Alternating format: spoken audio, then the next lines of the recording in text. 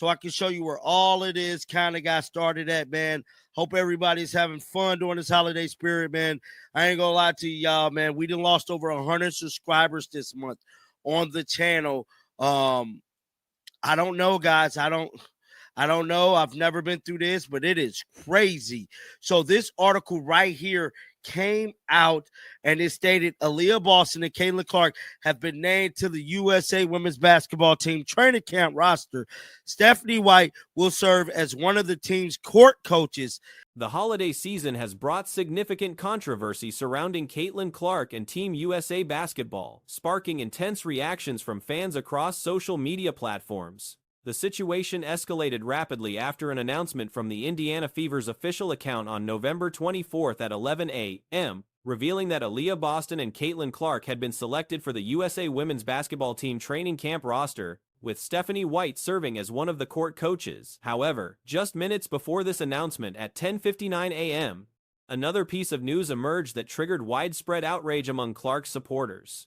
Team USA Basketball released promotional material that conspicuously excluded Clark from the featured imagery, despite her inclusion on the roster. This omission struck many as a profound insult, particularly given Clark's massive impact on generating interest in women's basketball.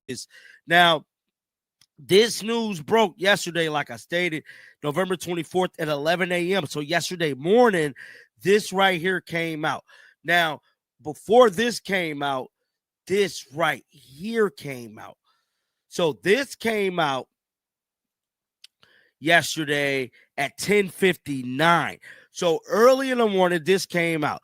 Now, I synced this and I reacted to this because I talked about how Caitlin Clark left. The exclusion appears especially questionable considering Clark's role in elevating the sport's profile. Her influence on women's basketball has been so significant that any reduction in attention surrounding her directly affects interest in the entire league. The decision to leave her off promotional materials while the league experiences declining engagement seems counterproductive and disrespectful to many observers. The training camp roster includes notable players such as Lauren Betts, Aaliyah Boston, Cameron Brink, Paige Buchers, Veronica Burton, Sonia Citron, Caitlin Clark, Kalia Copper, Chelsea Gray, Brittany Griner, Dearica Hamby, Ryan Howard, Betnesia Laney, Kelsey Plum, Angel Reese, Juju Watkins, and Jackie Young. Despite Clark's presence on this list, official Team USA basketball social media accounts showed no prominent featuring of her image anywhere. Talked about how Caitlin Clark left off this damn poster. And to me, oh me, this is the biggest slap in the face. Now, I'm not the one feeling, well, I would say I'm not the only one feeling the wrath of the WNBA hype dying. A lot of people been kind of feeling the type of way because I said the Caitlin Clark hype kind of is dying, guys, but the WNBA hype as a whole is dying. As a whole. See, Caitlin was so profound. She was so profound with the social media reactions were swift and pointed. Fans created their own corrected versions of the promotional material, with one supporter redesigning the poster to properly feature Clark. Comments expressed frustration with what many perceived as continued disrespect toward Clark without clear justification. Multiple fans noted that USA Basketball appears to still not understand her value and continues to slight her contributions. Beyond the promotional controversy, attention has also focused on a critical game moment involving Clark and the Indiana Fever. She was so profound with the hype that came with the women's basketball. If her hype dimmed a little bit, the entire genre dimmed. And so for them to be on ice and be so damn disrespectful is mind-boggling to me. This is distasteful. This is disrespectful. Why Caitlin Clark face isn't on this, I have no freaking idea. Now, these are the players that... During a crucial final possession against the New York Liberty, Clark attempted to get a shot off with seconds remaining. However, video replay shows what appears to be clear contact from defender Natasha Cloud that went uncalled by officials. The footage reveals Cloud making physical contact with Clark during the final play, preventing her from getting a clean shot attempt. Multiple angles of the sequence show the defensive pressure that many believe constituted a foul. Had officials called the infraction, Clark would have been awarded 3 free throws with an opportunity to potentially win the game for Indiana. These are the players that's on this roster before we get into the comments. Lauren Betts, Aaliyah Boston, Cameron Brink, Paige Beckers, Veronica Burton, Sonia Citron, Caitlin Clark, Kalia Copper, Chelsea Gray, Brittany Griner, sorry about that, Derica Hamby, Kiki Ephraim, Rika Jackson, Brianna Jones, Kelsey Plum, Angel Reese, Juju Watkins, and Jackie Young. No disrespect to Kelsey Plum, but yeah. Oh, yeah. The missed call proved especially frustrating because Stephanie White, the Fever's coach, had no timeouts remaining and therefore could not challenge the official's decision. The referee's failure to make the correct call in real time meant there was no recourse for the team. Given Clark's shooting ability, she likely would have converted the free throws, changing the game's outcome entirely. Cloud's defensive play was initially praised by commentators as clutch defense, but replay analysis suggests otherwise. The contact appears evident across multiple camera angles, making the non-call particularly controversial. But yeah. Oh, yeah. Let's check out some of the comments on this, bro. That's what I want to see. Let's see the comments on this. Oh, wow. If I can get it pulled up.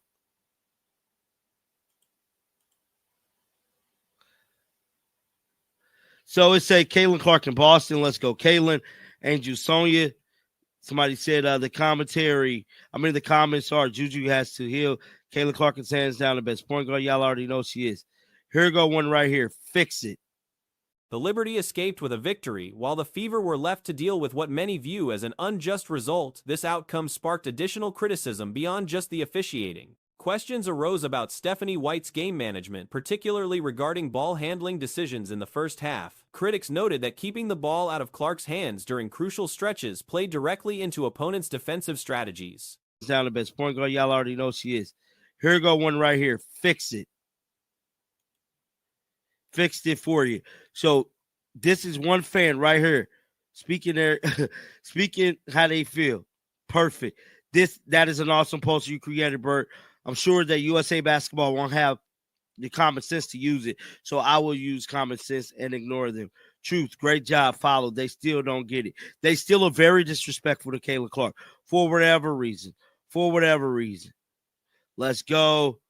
Lauren Betts, USA Basketball. Most teams game plan specifically to limit Clark's involvement or apply heavy defensive pressure when she has possession. By not featuring Clark more prominently in the offensive scheme early in the game, the coaching approach appeared to assist opposing defenses rather than counter them. The Liberty went on a 15-1 run in the first half, establishing a deficit that wouldn't have existed with different tactical decisions. When Clark finally received more touches in the third quarter, Indiana responded with a 12-4 run of their own, nearly overcoming the earlier hole. Or best USA Basketball. But yeah, guys, this is very shocking to me, man, that they completely left Caitlin Clark off this damn poster. Mind blowing. 5 Olympic gold medalists return to USA Basketball. I mean, nothing. Guys, this is Team USA Basketball Twitter account. I don't even see Caitlin face on here at all. Not even on the whole damn Twitter account. The frustration stems from the belief that Indiana possessed sufficient talent to defeat New York comfortably. The game shouldn't have come down to a controversial final possession. With proper game management throughout and fair officiating on the concluding play, the Fever could have secured the victory.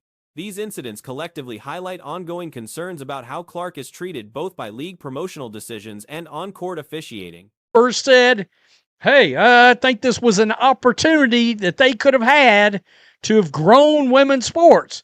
Something that I and many other Caitlin Clark fans also said. Do you want to grow the sport? I said NBC should have been furious that she was not on the Olympic team. They might have shattered potentially actual Olympic basketball records, maybe outside of the old Dream Team kind of records, right?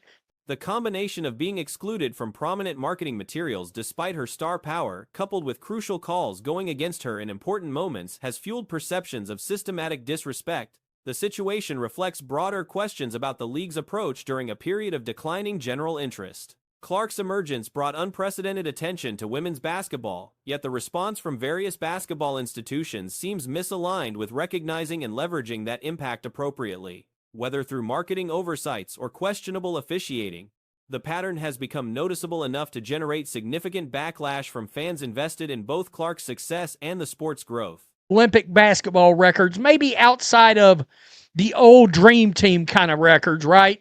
Back when television ratings in general were just higher because there was no streaming services, yada, yada, yada. But you get my point. It'd have been a huge rating. It'd have been a huge rating. Instead, they continue to treat Caitlin Clark like she's a leper. What are we doing? What are we doing? The WNBA, Team USA, I don't understand. And when I did my recent developments surrounding USA Basketball's promotional materials for their senior training camp have sparked significant debate across social media platforms. Caitlin Clark has been confirmed as one of several participants heading to the national team training session, yet controversy emerged over marketing decisions. Following the decision to exclude Clark from the Olympic roster, various prominent figures expressed criticism. The organizer of the 2028 Olympics publicly stated that leaving her off the squad was a poor decision. The WNBA, Team USA, I don't understand. And when I did my video last night, I had not seen this. Shit, I got up this morning and I seen it now. And we'll get to the reaction. By the way, heads up, Christine Brennan's the one that really caught my eye on this. And, you know, just to put it out there, other hand, right there, that's Christine Brennan's book, Caitlin Clark book. It's a damn good book. Go buy it. But she brought this to everybody's attention. NBA Commissioner Adam Silver similarly remarked that this represented a missed opportunity for expanding women's sports visibility.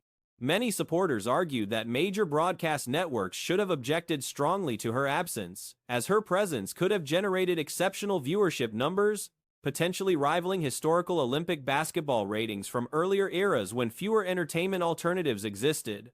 The ongoing treatment of Clark within professional basketball circles continues raising questions about organizational priorities and growth strategies.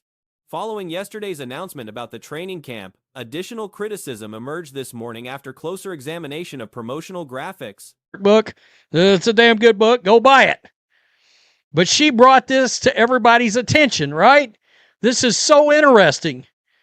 If USA Basketball really wanted to go all out promoting women's basketball, bring new fans in and get unprecedented attention for a team that is dropped in TV viewership at the Paris Olympics, they would have had added the photo of one other player to this graphic. But no. I'm going to keep it real. She's the only player Sports journalist Christine Brennan, author of a recently published biography about Clark, drew attention to USA Basketball's promotional poster for the December training camp. The graphic featured 3 veteran players but notably omitted Clark's image, despite her unprecedented impact on viewership and fan engagement. Critics argue that if the organization genuinely aimed to maximize promotion of women's basketball, attract new audiences, and generate substantial attention for a program that experienced declining television ratings during the Paris Olympics, including her image would have been strategically obvious. Some commentators suggested the graphic should have featured Clark exclusively, given her singular drawing power. Graphic, but no. I'm going to keep it real. She's the only player I'd have put on that graphic. The only player. I mean, at some point, this women's basketball has got to quit worrying about hurting people's little feelings. Siri, do you want to grow or do you not want to grow?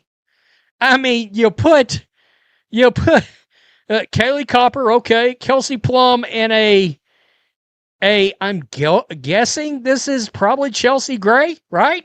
The sentiment expressed was that women's basketball leadership needs to prioritize growth over other considerations. The promotional image displayed Kaylee Copper, Kelsey Plum, and presumably Chelsea Gray, though casual observers acknowledged difficulty identifying certain players without deeper familiarity with the sport.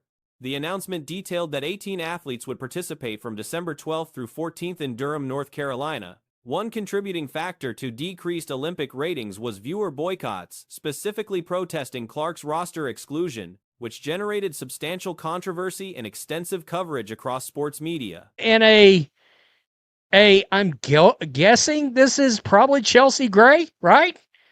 I'm guessing. Did you hear me say that? I couldn't pick her out of a lineup. I swear to God. Oh, and you call yourself covered? No, I just don't give a shit about her. I don't. Okay, so I don't lock in and pay attention. I don't. The only time I ever paid attention is when people were acting like she was a better point guard than Caitlin Clark. And I paid attention then long enough to throw up in a bucket. I mean, this is... Brennan's social media post highlighting the promotional oversight received over 250,000 views. USA Basketball appeared to remove themselves from that particular conversation thread, though their main announcement post accumulated 1.7 million views while receiving widespread criticism. Brennan, who has covered Olympic competition and national sports governing bodies for over 4 decades, emphasized that while organizations must prioritize medal victories, they also bear responsibility for sport development. She characterized USA Basketball's approach at the 2024 Olympics as a complete failure in growing women's basketball, describing the current situation as an ongoing problem, demonstrating that lessons remain unlearned. Enough to throw up in a bucket. I mean, this is nuts. USA women's basketball is back. 18 athletes will attend December 12th through the 14th, Durham, North Carolina. By the way, you want to know one reason why the ratings were down for the last Olympics on women's basketball? People boycotted it because Caitlin Clark wasn't named to the team. I remember. The resistance to capitalizing on Clark's popularity appears persistent within organizational leadership. Many viewers who skipped Olympic coverage specifically due to her absence indicated they would watch competitions featuring her. The primary Olympic coverage that did receive attention involved criticism of roster selections, including veteran players who received minimal playing time during actual competition. Social media reactions questioned the posters' featured players, with many expressing confusion over the marketing strategy of the team. I remember. That was a huge story on this channel. A huge story. So, a lot of people noticed Christine's post. It got over 250,000 views. And it looks to me like that USA Basketball chose to leave the conversation with her share because, look. Comments highlighted perceived double standards and suggested that Clark, alongside other popular players like Angel Reese, deserved prominent placement given their global recognition. Clark is widely recognized as the most internationally visible women's basketball player currently active. Multiple observers noted that internal resistance within the WNBA and national team organizations appears to persist regarding Clark's unprecedented popularity and her role as the primary driver of increased viewership. The sentiment expressed was that certain organizational figures harbor resentment toward her success and marketability.